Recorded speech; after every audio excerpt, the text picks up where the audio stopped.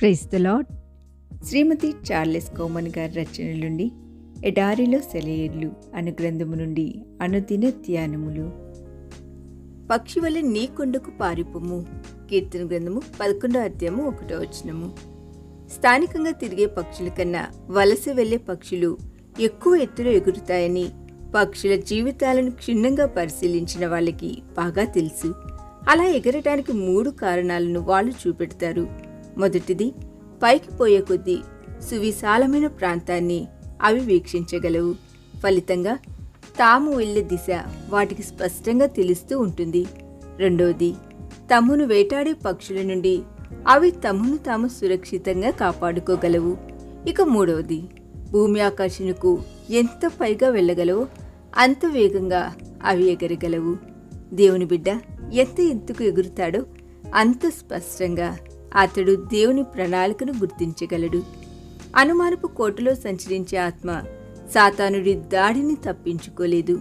దేవుడి ప్రేమను సంశయించడం మనసును మరింత కృంగదీస్తుందే తప్ప ఎలాంటి ఉపశమనాన్ని ఇవ్వలేదు. అనుమానపు పెనుగాలులు బలంగా చుట్టుకున్నప్పుడు, నైరాసపు కారు మబ్బులు దట్టంగా కమ్ముకున్నప్పుడు ఆశ్రయదుర్గమైన క్రీస్తు వద్దకు వెళ్లడం కష్టంగా ఉంటుంది. ఓటమితో కృంగిపోయిన ఒక వ్యక్తి తన పనిలో చురుకుగా ఉండలేడు. తాను పనిచేసే చోటును, తాను నివసించే ప్రాంతాన్ని, తాను ఉంటున్న సమాజాన్ని అతడు కటిక చీకటితో నింపివేస్తాడు. దావీదు మధుర గానాలని అతడి జీవిత తుఫానులోంచి పుట్టుకొచ్చినవి. దేవుడిచే అభిషేకించబడిన ఆ గొర్రెల కాపరి మధుర గాయకుడుగాను గొప్ప గాయకుడుగాను బిరుదులు పొందాడు. ఒకానొక దినాన చోదకుడి స్వరాన్ని వినేందుకు అతడు ఆసక్తి చూపిస్తున్న సమయంలో అతడికి పాడటాన్ని నేర్పించేందుకు పరమ సంగీత కళాకారుడు అతన్ని ఒక పెను తుఫాను మధ్యలో నిలబెట్టాడు.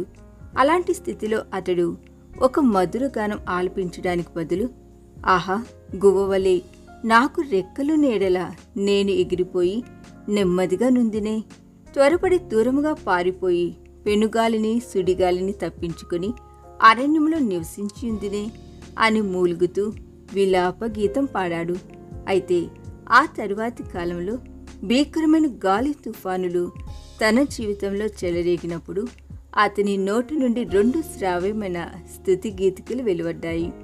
అతడి కలం నుండి జాలువారిన 23వ కీర్తన మరియు 91వ కీర్తన తరాలుగా నిరాశ నిస్పృహలకు గురైన అనేకులను ఆదరిస్తున్నాయి. గువ్వ రెక్కలతో దావీదు ఏం చేయగలిగేవాడు? ఆ చిన్ని రెక్కలు అతన్ని ఎంత దూరం తీసుకుపోయి ఉండేవి? అవి అతన్ని పెను తుఫాను నుండి కాపాడగలిగేవా?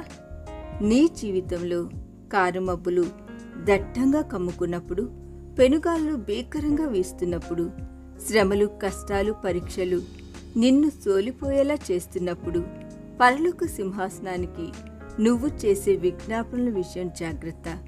ఆ సమయంలో నీ నోటి నుండి వెలువడే ప్రతి మాట అర్థసహితంగా ఉండేలా చూసుకో. ఈ దిన ధ్యానము మనందరి ఆత్మీయ జీవితమునకు ఆశీర్వాదకరముగా ఉండునుగాక. ఆమేన్.